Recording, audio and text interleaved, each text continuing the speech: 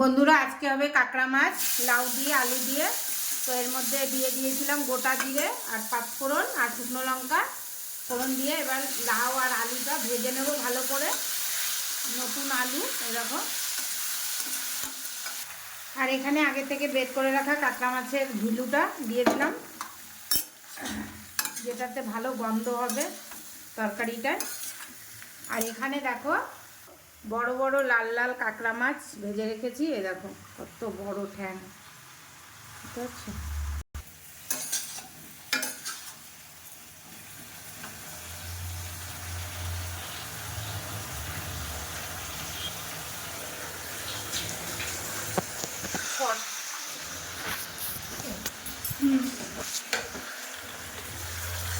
দিয়ে দেবো লবণ পরিমাণ মতো,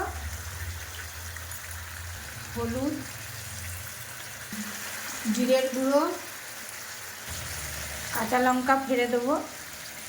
কোনো বাটা মশলা টশলা দিচ্ছি না, আজকে একদম সিম্পল রান্না হবে লাউ দিয়ে কাঁকড়া মাছের ঝোল। তো এবার ভালো করে মিশিয়ে নিচ্ছি, ভালো করে ভেজে ভুজে নিয়ে আসছি তোমাদের সামনে 2 মিনিট পরে।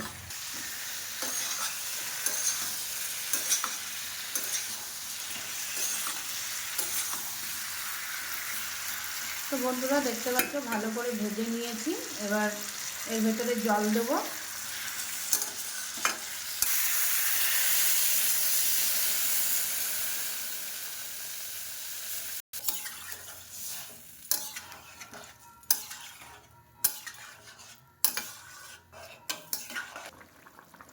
তো বন্ধুরা দেখো ঝোল ফুটে গেছে, এখন দিয়ে দেবো কাঁকড়া মাছগুলো।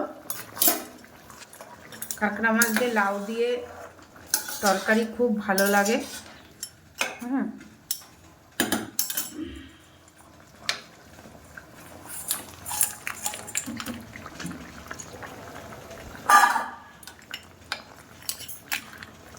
ভালো করে ফুটাতে হবে অনেকক্ষণ ধরে। 20 মিনিট পরে তোমাদেরকে আবার নামানোর আগে দেখাবো, ঠিক আছে। ভালো করে সিদ্ধ হতে হয় কাঁকড়া মাছগুলো, তাহলে এর ভেতরে জুস ঢোকে। হ্যাঁ, তো চলো 20 মিনিট পরে আবার আসছি।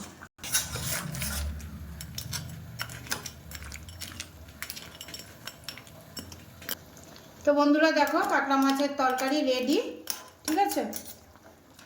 তো চলো খাওয়ার সময় আবার তোমাদের সাথে শেয়ার করব কি কি দিয়ে খাচ্ছি। সানডে স্পেশাল আজকে কি কি মেনু, ঠিক আছে।